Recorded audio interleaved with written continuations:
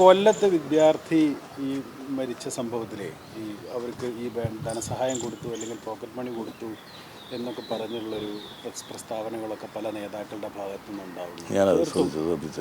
MLA അടക്കമുള്ളവർ മൃതദേഹം മോർച്ചറിയിൽ ഇരിക്കുമ്പോൾ വീട്ടിലെത്തി കൊടുത്തു. ഞാനിപ്പോൾ ഡൽഹിയിലായതുകൊണ്ട് അതിൻ്റെ ആ വശങ്ങളെക്കുറിച്ച് ചിന്തിച്ചിട്ടില്ല. എന്തായാലും അത് ദാരുണമാണ്, നമുക്കൊക്കെ വിഷമമുണ്ടാക്കുന്ന സംഭവമാണ്. ഫോട്ടോ ഓപ്പർച്യൂണിറ്റിക്ക് വേണ്ടിയുള്ളത് ഒഴിവാക്കാമായിരുന്നില്ല അത്തരത്തിലുള്ള? അല്ല, അത് അവിടെ ചർച്ച ചെയ്യേണ്ട കാര്യങ്ങളാണ്.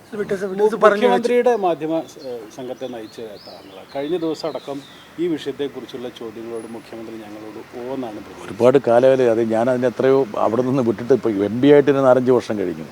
അല്ല, അത്തരത്തിലൊരു പ്രതികരണം മുഖ്യമന്ത്രി അദ്ദേഹം എന്താണ് പ്രതികരിച്ച് ചെയ്ത പശ്ചാത്തലത്തിലാണെന്ന് എനിക്കറിയില്ല. അത് ഇതിലെല്ലാവർക്കും വിഷമമുള്ള കാര്യമില്ലേ. നമ്മുടെ ഒരു കുഞ്ഞ് മരിക്കുമ്പോൾ ആർക്കാ വിഷമമില്ലാത്തത്? അതൊരു അപകടമാണെങ്കിൽ പോലും, അതല്ലെങ്കിൽ അതിനകത്ത് ചില ആൾക്കാരുടെ നിരുത്തരപരമായ നിലപാടുണ്ട് എന്നുള്ള കാര്യം വ്യക്തമായല്ലോ. അപ്പോൾ അതൊക്കെ നമുക്ക് ഉണ്ടായിട്ടുള്ളൊരു നഷ്ടമല്ലേ. ഒരു ചോദ്യം, കാരണം ഈ യെച്ചൂരി ജനറൽ സെക്രട്ടറി ആയ സമയത്ത് വളരെ നല്ല രീതിയിലുള്ള ഒരു ബന്ധമാണ് രാഹുൽ ഗാന്ധിയായിട്ടുണ്ടായിരുന്നത്. ഇപ്പോൾ പുതിയ ജനറൽ സെക്രട്ടറിയും ആ ബന്ധം ആ രീതിയിൽ തുടരുന്നില്ല, തെളിവല്ലേ ഉമ്മൻചാണ്ടിയുടെ അവിടെയുള്ള പ്രസ്താവന? ഞങ്ങളുടെ ജനറൽ സെക്രട്ടറി കോൺഗ്രസ് നേതാക്കളെ എല്ലാം കണ്ടില്ലേ? അല്ല, ഇതിപ്പം സഖാവ് MABയോട് ശരത്തിന് എന്തെങ്കിലും വിയോജിപ്പുണ്ടാ? അതുണ്ടാക്കാൻ വേണ്ടിയാണ്. ഏതെങ്കിലും ഒരു വ്യക്തിയെ അടിസ്ഥാനപ്പെടുത്തിയിട്ടല്ലല്ലോ CPMൻ്റെ നയസമീപനം. ഇപ്പം സീതാറാം യെച്ചൂരി ജനറൽ സെക്രട്ടറി ആയിരുന്ന സമയത്താണോ ഞങ്ങൾ 2004 ഞങ്ങൾ കോൺഗ്രസിന് പിന്തുണ നൽകിയത്? അതേപോലല്ലോ ജനറൽ സെക്രട്ടറി. അത് പാർട്ടിയുടെ നിലപാട്, പാർട്ടി കോൺഗ്രസ്സൊക്കെ അംഗീകരിക്കുന്ന നിലപാടല്ലേ. ഞങ്ങളിപ്പോഴും എല്ലാ മതനിരപേക്ഷ കക്ഷികളും ഒരുമിച്ച് നിൽക്കണമെന്നുള്ള അഭിപ്രായമല്ലേ. ഇന്ന് ഇന്ത്യ പക്ഷത്തെ നേതാക്കൾ ചേരുമ്പോൾ ഞങ്ങളുടെ പാർട്ടി നേതാക്കന്മാരിനകത്ത് ഭാഗമാകുന്നുണ്ടല്ലോ. ഞങ്ങളുടെ ജനറൽ സെക്രട്ടറി ഉൾപ്പെടെ, സഖാവ് MAB ഉൾപ്പെടെയുള്ള ആൾക്കാർ ആ യോഗത്തിൽ പങ്കെടുക്കുന്നുണ്ട്. മല്ലികാർജ്ജുൻ ഖാർഗെയായിട്ട് അദ്ദേഹം വിശദമായിട്ടുള്ള ചർച്ചകൾ നടത്തിയിട്ടുണ്ട്. അതുകൊണ്ട് അങ്ങനെ ഒരു വ്യക്തിയെ അടിസ്ഥാനപ്പെടുത്തിയിട്ടല്ല. CPMൻ്റെ നിലപാട് വളരെ സ്പഷ്ടമാണ്. അതായത് BJPയെ പ്രതിരോധിക്കാൻ, BJPയെ നേരിടാൻ വേണ്ടി മതനിരപേക്ഷ കക്ഷികൾ അവരുടെ സങ്കുചിതമായ താല്പര്യങ്ങളെ മാറ്റി നിർത്തിക്കൊണ്ട് ഒന്നടങ്കം ഒരുമിച്ച് സംയുക്തമായി ഐക്യത്തോടെ നിലകൊള്ളണം.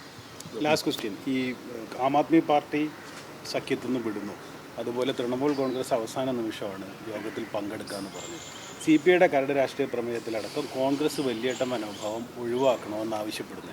ആം ആദ്മി പാർട്ടി സഖ്യത്തിൽ നിന്ന് പോയതിന് അതൊരു സ്വാഭാവികമായിട്ടുള്ളൊരു നടപടിയാണ്. ചിലർ ചേരേണ്ടടുത്ത് ചേരും, ചിലർ ചേരില്ല എന്നാണ് കഴിഞ്ഞ ദിവസം നിങ്ങളുടെ ജനറൽ സെക്രട്ടറി പറഞ്ഞത്. ചുരുക്കത്തിൽ എല്ലാവരും കൂടി കോൺഗ്രസിനെ കോർണർ ചെയ്യുകയാണ്. അതല്ല, കോൺഗ്രസ് വിളിച്ചിട്ടുള്ള ഏത് യോഗത്തിലാണ് ഞങ്ങൾ പോകാതിരുന്നിട്ടുള്ളത്? ഞങ്ങളുടെ പരാതി എന്തായിരുന്നു? കഴിഞ്ഞ ലോക്സഭാ തെരഞ്ഞെടുപ്പിന് ശേഷം കോൺഗ്രസ് യോഗം വിളിച്ചിട്ടില്ല എന്നുള്ളതായിരുന്നു ഞങ്ങളുടെ പരാതിയായിരുന്നു.